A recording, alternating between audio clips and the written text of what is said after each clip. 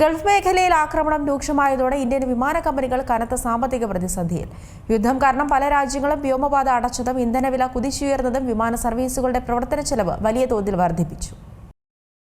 Gulf മേഖലയിൽ ആക്രമണം രൂക്ഷമായതോടെ കനത്ത സാമ്പത്തിക പ്രതിസന്ധിയിലായിരിക്കുകയാണ് ഇന്ത്യൻ വിമാന കമ്പനികൾ. യുദ്ധം കാരണം പല രാജ്യങ്ങളും വ്യോമപാത അടച്ചതും ഇന്ധനവില കുതിച്ചുയർന്നതും വിമാന സർവീസുകളുടെ പ്രവർത്തന ചെലവ് വലിയ തോതിൽ വർദ്ധിപ്പിച്ചു. ഈ പ്രതിസന്ധി മറികടക്കാൻ എക്സൈസ് തീരുവയിലോ GSTയിലോ ഇളവ് നൽകി സഹായിക്കണമെന്ന് വിമാന കമ്പനികൾ കേന്ദ്ര സർക്കാരിനോട് ആവശ്യപ്പെട്ടതായാണ് റിപ്പോർട്ടുകൾ. ഇതുമായി ബന്ധപ്പെട്ട് കമ്പനി പ്രതിനിധികൾ കേന്ദ്ര വ്യോമയാന മന്ത്രി റാം മോഹൻ നായിഡുവുമായി കൂടിക്കാഴ്ച നടത്തി. അതേസമയം വിമാന ടിക്കറ്റ് നിരക്കുകൾ കുത്തനെ ഉയരുന്നില്ലെന്ന് ഉറപ്പാക്കാൻ മന്ത്രാലയം കർശന നിരീക്ഷണം ഏർപ്പെടുത്തിയിട്ടുണ്ട്.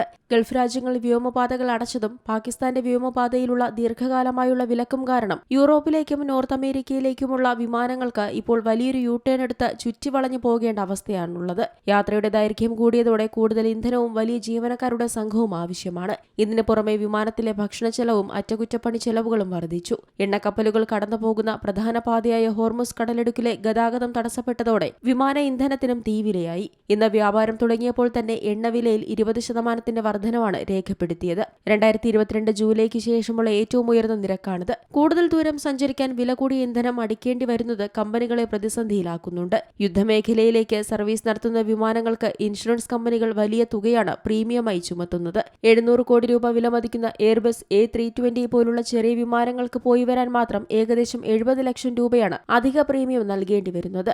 അതായത് ഓരോ യാത്രക്കാരനും 20,000 രൂപയുടെ അധിക ചെലവ്. ബോയിങ് 787 ഡ്രീം ലൈനർ പോലുള്ള വലിയ വിമാനങ്ങൾക്ക് ഇത് 2 കോടി രൂപ വരെയാകാം. ഗൾഫിൽ നിന്ന് നാട്ടിലേക്ക് മടങ്ങാൻ വൻ തിരക്കായതിനാൽ വിമാനങ്ങളെല്ലാം നിറഞ്ഞാണ് വരുന്നത്. എന്നാൽ ഇന്ത്യയിൽ നിന്ന് ഗൾഫിലേക്ക് പോകുന്ന വിമാനങ്ങളിൽ യാത്രക്കാർ തീരെയില്ല. ഒരു വശത്തേക്ക് മാത്രം യാത്രക്കാരെ കിട്ടുന്നത് കമ്പനികൾക്ക് വലിയ നഷ്ടമാണ്. കൂടാതെ ഗൾഫിലെ പല വിമാനത്താവളങ്ങളും മുൻകൂട്ടി സമയക്രമം അനുവദിക്കാത്തതിനാൽ കമ്പനികൾക്ക് ടിക്കറ്റുകൾ മുൻകൂട്ടി വിൽക്കാനോ സർവീസുകൾ പ്ലാൻ ചെയ്യാനോ കഴിയുന്നില്ല. Business desk, Zee Malayalam news.